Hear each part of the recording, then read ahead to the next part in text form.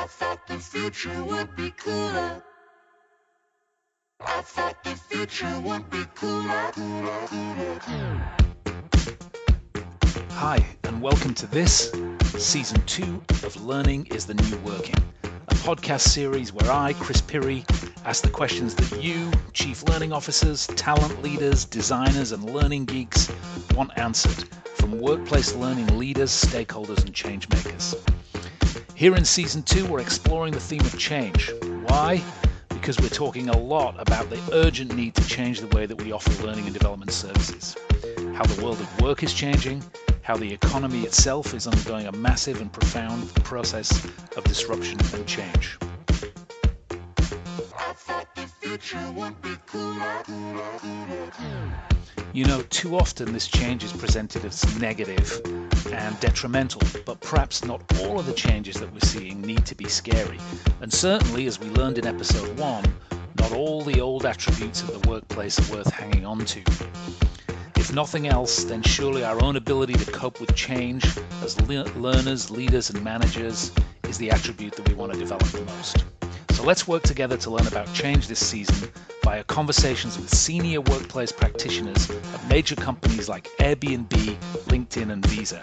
And we'll get an industry perspective from major players like Degreed and Axonify. I thought the future would be cooler.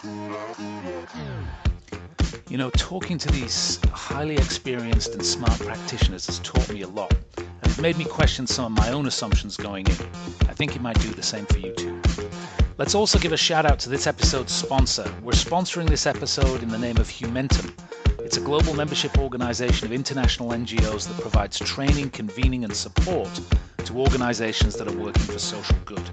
You can visit them at www.humentum.org and support them if you can with donations of time, expertise, learning content, and services. Your support will absolutely help thousands of people who do good work do it even better. This episode features Ben Puderman. He's the head of global sales readiness at LinkedIn. Ben is definitely a strategic thinker.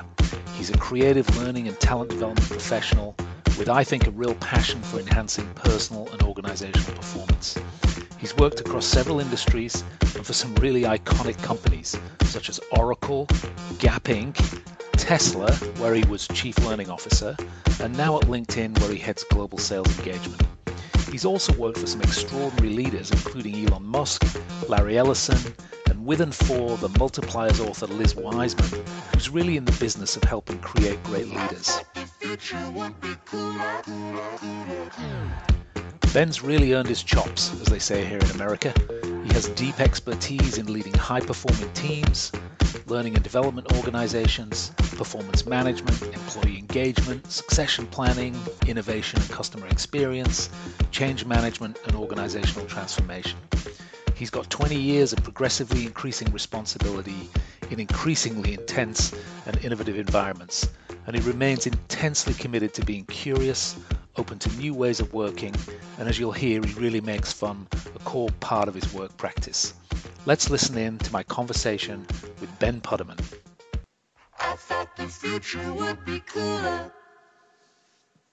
So Ben, welcome to Learning is the New Working. Thanks a lot for your time, and looking forward to getting your insights on the future of work and learning in the workplace. So thanks a lot. Yeah, thank you so much for having me, Chris. It's great to connect with you as always. Great. So Ben, you're pretty qualified to have opinions that we can all learn from in terms of leadership training and sales enablement. I want to talk about both of those things. You've also had a career that spans some extraordinary companies and leaders. And so I want to hear your thoughts on life at LinkedIn and the culture and what's going on there in terms of your sales enablement work.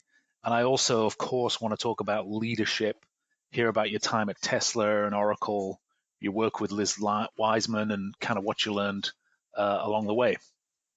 Great. We always start with a few quick questions to sketch out your sort of work practice and get a read on who you are and how you approach your work. So let's get into that, okay? Okay. So Ben, where am I talking to you? What part of the world do you live in and you work in, and why? Okay. I live in Oakland, California, and I work primarily in San Francisco, California. Uh, Oakland, California was an interesting journey. I lived in San Francisco for quite a long time, not so far from where you used to live in San Francisco, Chris. You bet. I moved over to the East Bay when I had my second child, and it was a school related issue.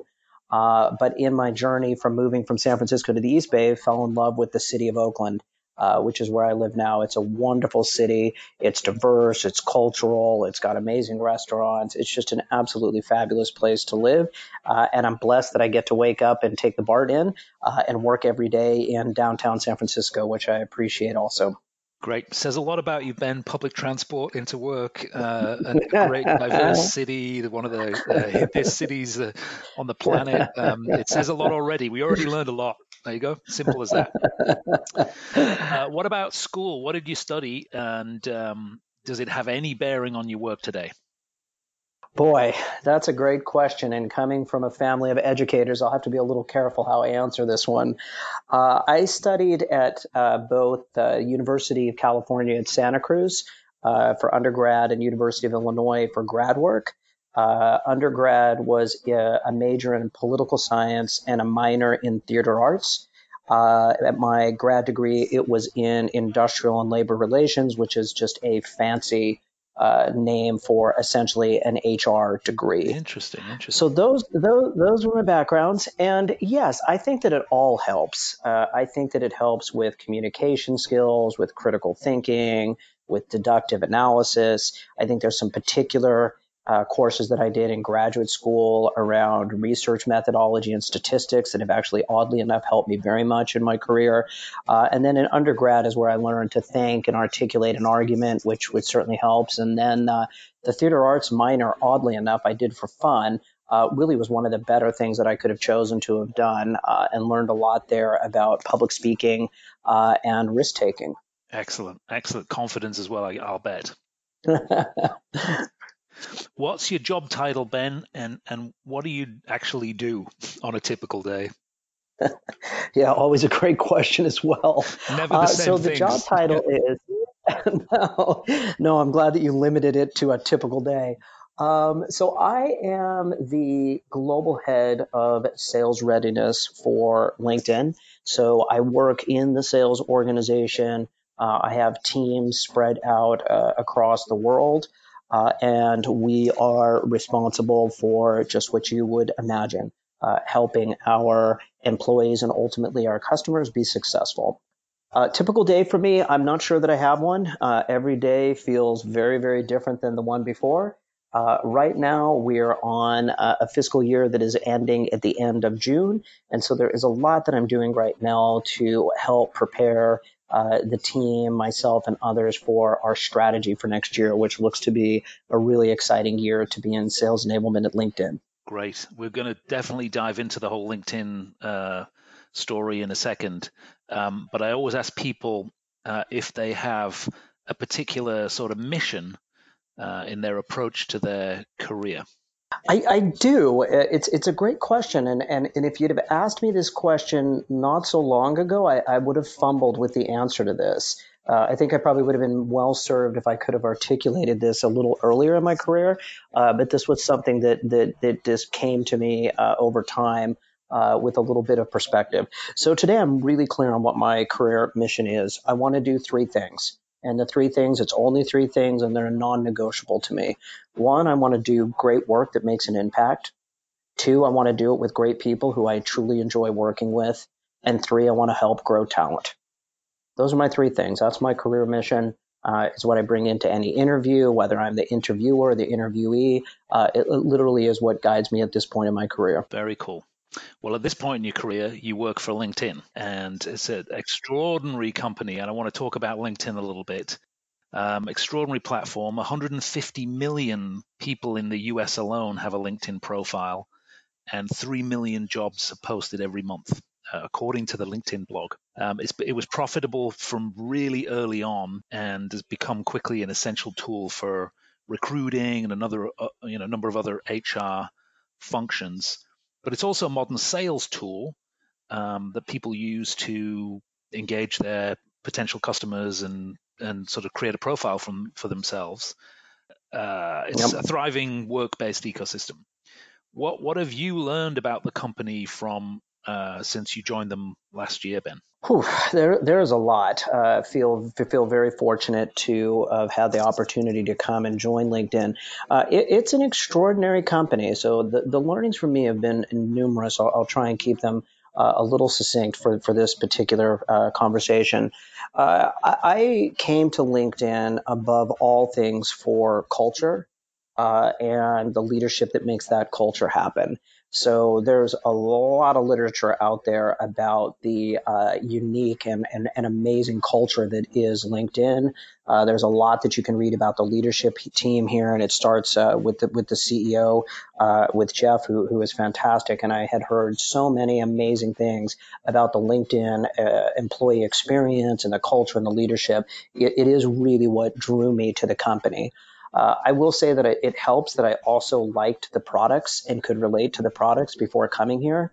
I have a hard time working at a company where I don't have some connection to the actual product, and have avidly used LinkedIn as a member, as a personal member for a long time. Certainly very familiar with the talent solutions platform and the recruiting platform, and then also quite a bit of experience with LinkedIn Learning and lynda.com. So really came for the culture, but felt also very strongly about the products. And then probably the third thing that brought me here was a belief that this company had only really begun to scratch the surface of what the potential for what this can ultimately become. And so what I've learned since I've come here is everything that I came for is true and then some. So it is not just rankings on a best place to work list or flattering pieces that get written on blog posts or whatnot. They really do put an inordinate amount of time into growing, preserving, and bringing out the very best of culture at LinkedIn.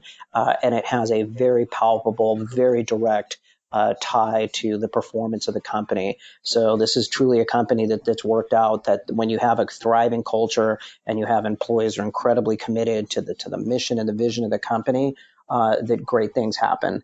And that has been an enormous learning for me, is to actually watch this play out in action. Well, what's the demographic like there, Ben? Like you're helping ready salespeople. Are they distributed around the world? Is there a sort of profile? What would you say about the culture and the demographic of salespeople there at LinkedIn? Yeah, I mean, it's a little bit hard for me to pinpoint this one, but I think at a higher level, it tends to attract very, very bright, very, very ambitious, and I'm using the word ambitious in the very best sense of that word, not as a pejorative. People that want to make an impact, they want to do great things, they want to grow and learn in their career. These are all very much hallmarks of the people that come and work here. It is not a high pressure sales at all cost environment. So these are people that think a little bit bigger than just a sales title. They're thinking about making an impact with their customers and in the broader communities that they live. So you get a little bit of that social consciousness. Like many of the SaaS businesses, tends to skew a little bit on the younger side. And most of our workforce is located in major urban areas across the world. So you have a very urban Right. sales force as well. I think, I'm not sure, but I think this is really your first sales focused role. You've had roles that have been focused on leadership and whole entire employee populations, but this is a little bit more focused on sales. So you come at it with fresh eyes. Is that correct? It is. I mean, I was hired at Tesla to run sales I see. readiness, which is what I did there, and then back in the and had some touch on sales training when I worked at the Gap in retail, and then also had responsibility at Oracle towards the end of my career for sales skills training there as well. So it's actually been an area that I've been involved in a long time, but usually I tend to have other components to my job, not just the sales readiness function. And at LinkedIn, I am solely focused on Cool. LinkedIn. And then you'll have a sense of the fact that selling as an activity is changing pretty radically and has changed maybe over the last certainly 20 years that I've been involved in that space. What do you see as the challenges, particularly for sellers at LinkedIn? Yeah. This is a